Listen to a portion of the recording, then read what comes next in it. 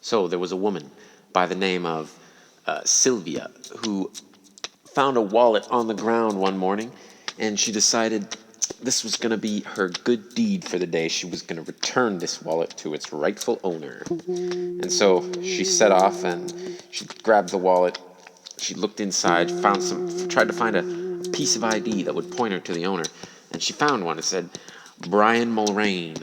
And so she went to the phone book, tried to look him up, but old phone books, you can't quite rely on them these days.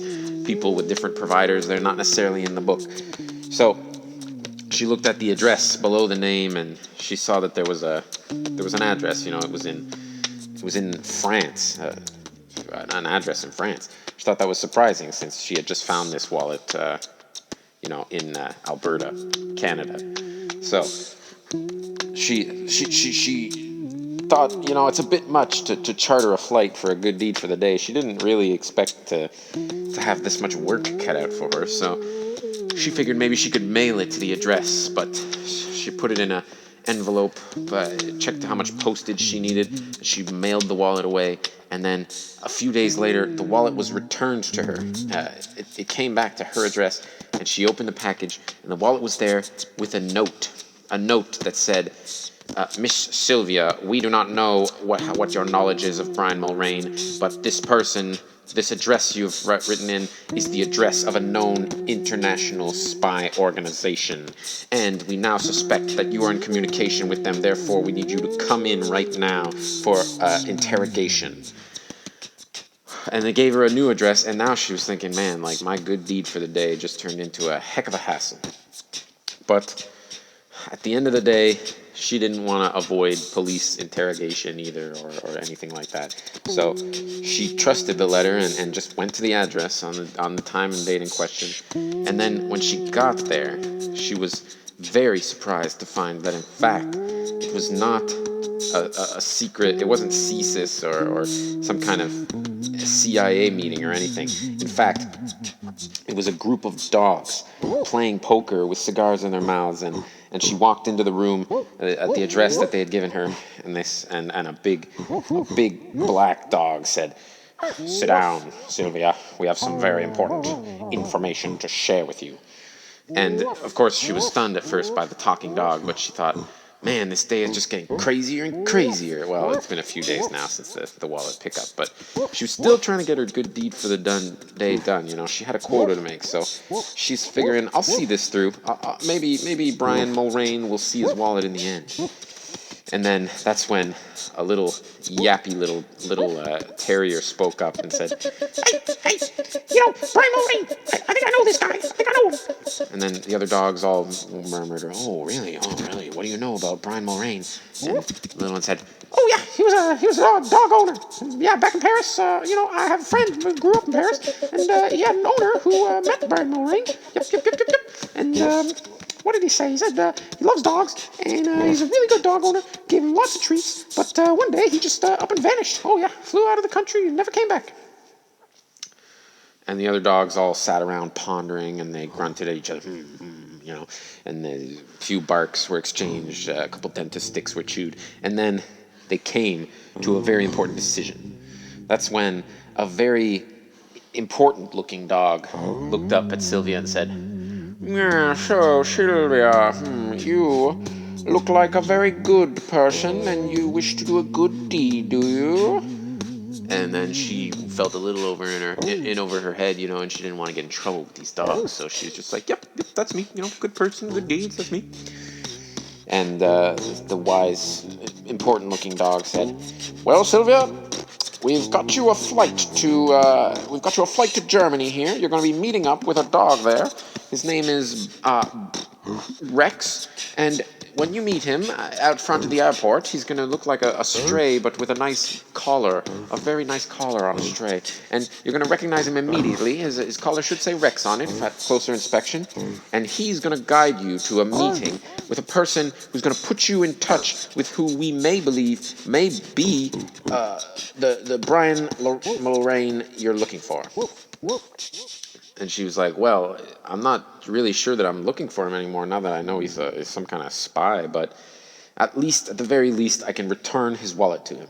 And then the dog said, "Oh yes, that's the last thing. The wallet. We'll first need to inspect it, just in case, it has any secret messages in it that were not meant to be intercepted." So she hands over the wallet, apprehensive, and they take a look inside and they sniff it. Yes, I smell the dog treats. Oh yes. It smells like. Yep. Oh, do you recognize the smell? And they passed it to the little yapper, and he's like, "Smells like a mulrain to me. Oh yeah. Oh yep yep yep yep yep." And so they confirmed it was probably Brian Mulrain's wallet, and then they sent her off. She got on a flight. These dogs apparently bought the ticket. She didn't know anything about it. She flew out there to Germany, landed in, Zurich or whatever. And there was a dog waiting outside the airport, Rex, presumably. She walked up to him, and sure enough, beautiful collar. Kind of a mangy-looking dog, but beautiful collar. And on the collar was a little tag that said Rex, so she knew she was in the right place. So she looked at Rex, and she said to him, "You must be Rex." And Rex answered, "Yeah, so you're the human who's gonna get us out of this little trouble we're in here." And she said, "Trouble? I don't know anything about no trouble." And he said, Good, that's exactly the attitude we look for. So, follow me." And then he led her on along a path, around a corner, out of the crowd of people by the airport. And she was starting to get a little nervous. She's in a foreign country now, and dogs have just been talking to her all day today, and that's unusual enough. But now she's following kind of a weird-looking dog, and she doesn't know where he's taking him, and she doesn't even know how to phone the police in this country. I mean, how's she going to get help? Or is it the pound she would have to phone? Who knows? So she asked for confirmation. She said, "You are taking me to Brian Mulrain, right? So I can return his wallet to him?" And he just answered, oh yeah, that's right. And so she followed him very apprehensively and grew more and more nervous and suspicious. And then at some point she saw an opportunity to escape. There was a side alley, and she decided, this dog is a little too sketch. I'm gonna have to find Brian Mulrain on my own. And she took off at a run down a hall, and the dog was so busy giggling to himself about what seemed like his sinister plans that he didn't even notice her leave. And then she was off, and she decided, okay, now I just have to find Brian Mulrain. I need to find someone who can help me. So she had her mobile device, of course. She turned on her roaming because, at this point she's going to have to pay for it one way or the other. So she started doing searches online, try to find a Brian Mulrain on Facebook. Maybe he'd be there. And then when she, was at a loss, she went to a police station or one of those touristy spots and tried to find someone who could speak English.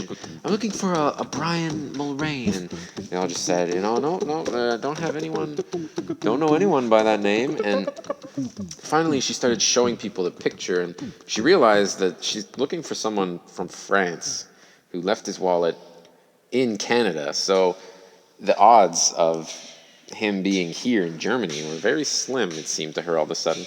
Maybe this wasn't such a good idea. But just as she was about to give up hope, she showed someone, she knocked on a door, she showed them the picture, and the man said, "Oh my God, this is my cousin, Brian Mulrain. How do you have this picture?" And she was like, "Well, he dropped his wallet, and I just thought I'd return it for him." And the guy was shocked, he said, "Dropped his wallet? No, Brian Mulrain, he does not drop his wallet. If he left his wallet somewhere, surely he's dead." And she shocked, "Oh my God, he can't, no way." And then, of course, this guy all of a sudden turned around and was like, Rex, come here." And then his dog, Rex, which was the same dog that met her at the airport, came over. And he was like, "Oh, hey, you found your way here. Oh, you got a dog's nose on you. Oh, I'm impressed." And the owner was like, "Rex, take this woman to the airport. She needs to go to Paris and inform the Interpol that Brian Mulrain is dead." And she was like, "Well, sir, I'm not convinced he's dead, but I guess I've come this far. At this point, I'm doing it." And so she went to the airport back with Rex, and she got on another plane with a ticket that was purchased for her by a dog again, apparently. And she flew off to Paris, and then she got to the first police station she could find, and she said, "I have important news I'm supposed to relay to you. Apparently, it's believed by some fellow in Zurich that Brian Mulrain is dead." And the French police were like, "Oh, Brian Mulrain, il est mort, il est mort, oh, il est mort." And this came as a huge shock to them, but apparently very important information. And she felt it was necessary to add, but listen, I didn't see him die. I don't know that he's dead. I found his wallet, in Alberta, Canada. Alberta, oh, son portefeuille, oh, mais c'était possible. And she, of course, didn't know what they were saying, but she could tell by the tone of their voice that they were quite incredulous. So she said, "Listen, I think I've done enough now. My good deed for the day, it's done. So I'm gonna head back to Canada where I live, and I think that's it for me." And she flew home, and she got home, and she was ready to kick up her feet. But then Brian Mulrain was in her dining room, sitting there like everything was normal, and he looked at her and he said, Sylvia, you must listen to me. The next 10 minutes may be the most important 10 minutes of your life. and then she, was tired, really tired, and she was pretty much done with this, but at least wasn't a dog this time. Brian Mulrain was actually a person, so that's nice. So she sat down and she said, "All right, what is it, just tell me." He said,